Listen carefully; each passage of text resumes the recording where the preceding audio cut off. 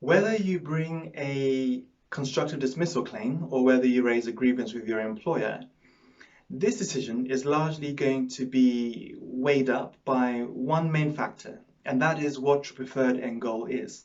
In other words, it may be the case that you've simply had enough, and while raising a grievance is an important thing to do, the severity of the breach that you're alleging may be so bad that you consider you've got no choice but to resign there and then. In those sorts of circumstances, it may be best to bring a constructive dismissal claim, and I'll deal with that a little bit later in this video. However, if you're looking at raising a grievance, some of the things that you may want to have in mind are things like you, of course, may want to keep your job, but something has come up and you believe it needs to be dealt with, certainly as soon as possible, in order for you just to get on and do what you do best in terms of your job and your work. You may want to have a without prejudice discussion with your employer, and a without prejudice discussion, in short, is in a scenario where, in light of a dispute, you have an off-the-record discussion with your employer, and that may result in some kind of restructure or some kind of compensation package that you receive that may allow you to get on. Now, your employer may take the view that that's best in the circumstances, or they may decide that actually rather not do that, but take what we would say that the formal route would be, and that is where they would have to deal with your grievance in as reasonably a quick time as possible. Therefore, you can expect things like having an investigation meeting. There may be other witnesses involved. There would also be then a grievance hearing, and depending on the outcome of that meeting, you would expect to have time to appeal that and indeed have an appeal hearing as well. Now, depending on the outcome of that appeal hearing, more often than not, is whether they uphold your grievance or not, that may determine your next move. You either just forget about it and carry on with your work, or you may think about resigning and bringing a constructive dismissal claim.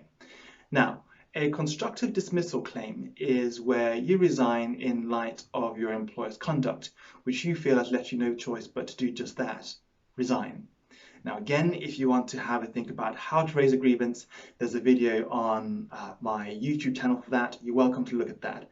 But let's have a bit of a discussion now about the constructive dismissal route. So given the definition that I've just provided you with, the employment tribunal will be thinking about whether the breach of contract is severe enough for you to warrant that. You need to also make sure that you don't wait too long to bring such a claim, because an employment tribunal may be of the view that you've left it so long that you have in effect waived the breach. You've said, you know what, it doesn't matter, that breach wasn't so bad, I'm just going to carry on doing what I'm doing. But in any event, you need to make sure that you're also not time barred from bringing your claim too.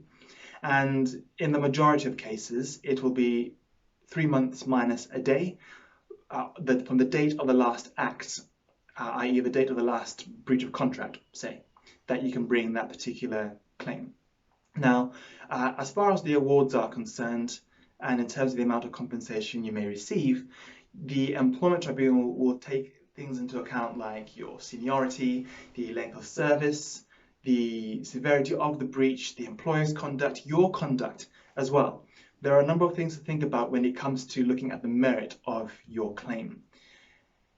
It's always important, it's always so important for you to get a professional view, some legal advice with respect to the merit of your claim and also how much you may expect to receive from that, even if it is just getting that consultation alone.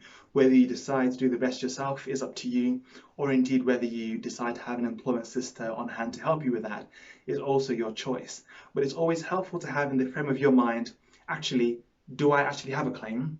What are the chances of success of that claim? And what is a reasonable scope in terms of figures that I should be expecting by way of settlement?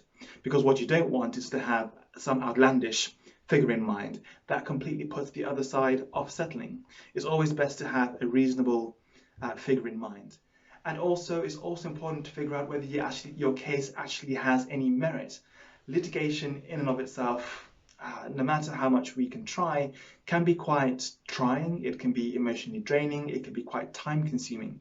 You want to make sure that if you are going to go down that route, that it's not only worth it, indeed there can be no guarantees with litigation, but you want to make sure that it's worth it, and you also want to make sure that your claim has got merit as well.